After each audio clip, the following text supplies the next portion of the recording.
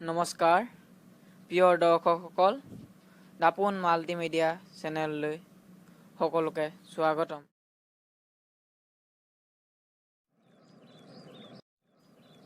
ঐ টিংকু, স্কুললৈ যোৱা ল'ৰা ছোৱালীবোৰক চাই কি ভাবি আছনো? মিণ্টু, তই কেতিয়া আহিলি? অথানিৰে পৰা সুধি আছো, তোৰ কোনো মুখৰ মাতেই নাই। কি ভাবি আছিলিনো? সেই যে ল'ৰা ছোৱালীবোৰ দেখিছ, তোৰ কেতিয়াবা মনত পৰেনে? এদিন আমিবোৰেও এইদৰেইতো কিতাপৰ গধুৰ বোজা কান্ধত লৈ স্কুললৈ অহা যোৱা কৰিছিলোঁ। ভাবিছিলোঁ পঢ়ি শুনি ডাঙৰ মানুহ হ'ম, ডাঙৰ চাকৰিও কৰিম। কিন্তু আজি কি হ'ল? সাধাৰণ 10 টকাৰ কাৰণে মা দেউতাৰ আগত হাত পাতিব লাগে। এইটো আৰু কিবা জীৱন হ'লনে? তই ঠিকেই কৈছ। আজিকালি মোকো ঘৰত পইচা বিচাৰিলে খংহে কৰে। এইবাৰ ভাবিছোঁ দেউতাক খেতিতে অলপ সহায় কৰি দিম আৰু পাৰিলে ব্ৰইলাৰ ফাৰ্ম এখনো খুলিম ভাবিছোঁ। তই ভালেই ভাবিছ।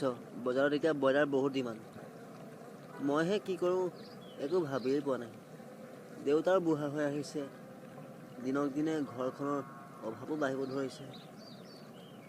ভাবিছোঁ চাইকেল দোকানখনকে ভালকৈ মেৰামতি কৰি ল'ম। ঘৰখনকে অন্ততঃ টুক টাককৈ চলি থাকিব। তই তাকেই কৰ, ভাল হ'ব বুজিছ। অন্ততঃ ঘৰখনৰ তেল নিমখৰ খৰচকে ওলাই থাকিব। পিছে টিংকু, বহুত সময় হ'ল, ব'ল ঘৰলৈকে যাওঁ। ব'ল তেতিয়াহ'লে যাওঁগৈ। বুজিছ টিংকু, সৰু হৈ থাকোঁতেই ভাল আছিলে। একো চিন্তা নাই, ভাৱনা নাই, বিন্দাছ খোৱা আৰু শুৱা। এতিয়া ডাঙৰ হ'লত ঘৰৰ চিন্তা, টকা পইচা চিন্তা, আৰু যে কত যে কি চিন্তা। মোৰো একেই চিন্তা ভাৱনা শেষেই নহয় দেখোন। মিণ্টু, তই যা তেতিয়া।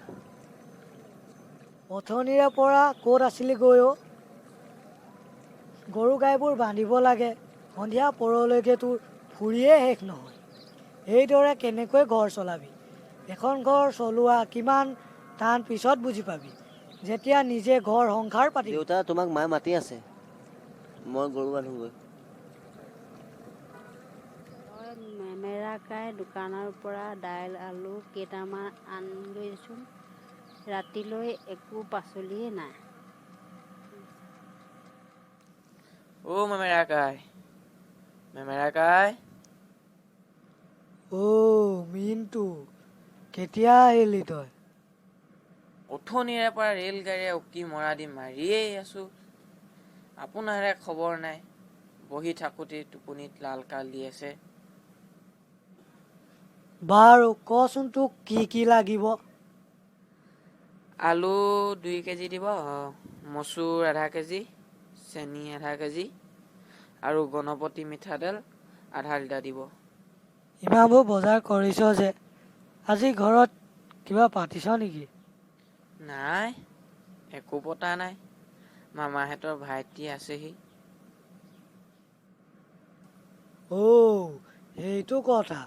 তেতিয়া আজি খানা ভালেই হ'ব চাগে। ফিচাৰীৰ ৰৌ মাছ ধৰি থোৱা আছে। পিছে মেমেৰাকাই, মই এতিয়া কিমান পইচা দিব লাগিব? তোৰ 140 টকা হ'ল। এইটো পইচা লওক, মই গৈ থাকোঁ। ঠিক আছে, যা তেতিয়া। দেউতা, মই কথা এটা ভাবিছোঁ। কি কথা ভাবিছনো তই? কচোন ক, কি কথা?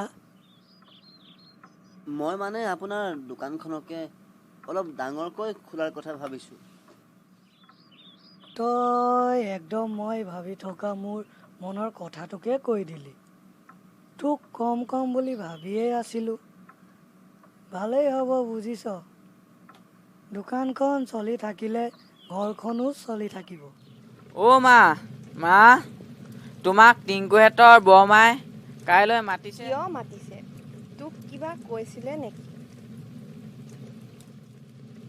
তোমালোকৰ আত্মসহায় গোটৰ মিটিং আছে হেনো। ভাত খাবৰ হৈ গ'ল, চবকে মাতি দেগৈ যা। কৃষ্ণ কৃষ্ণ কৃষ্ণ, সেই প্ৰভু দয়াময়, ৰাতিটো ভালে ভালে পাৰ কৰিবা। কৃষ্ণ হৰি।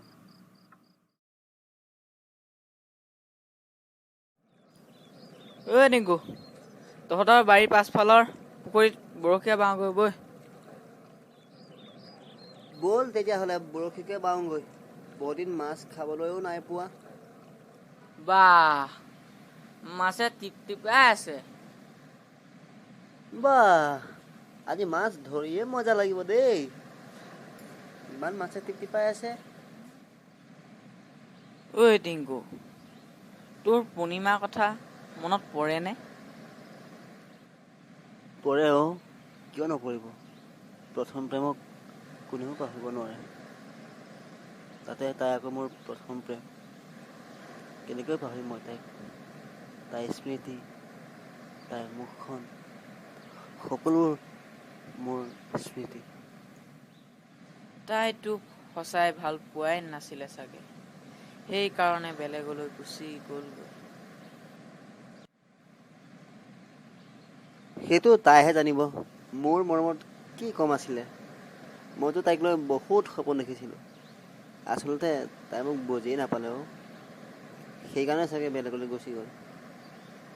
হ'ব আৰু বাদ দে এইবোৰ কথা, ব'ল ঘৰলৈ যাওঁগৈ, বহুত সময় হ'ল।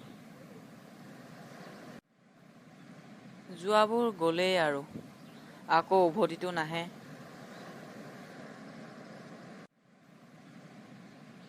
এতিয়া মই মাথো এটাই আশা কৰোঁ, তাইৰ জীৱনটোৰ সুখৰ হওক, তাই সুখত থাকক। মোনৰ কি, ঘৰৰ মানুহখিনিক লৈয়ে মই সুখী। ঐ হ'ব আৰু যাওঁগৈ বৈ, ঘৰত বাট চাই থাকিব নহ'লে।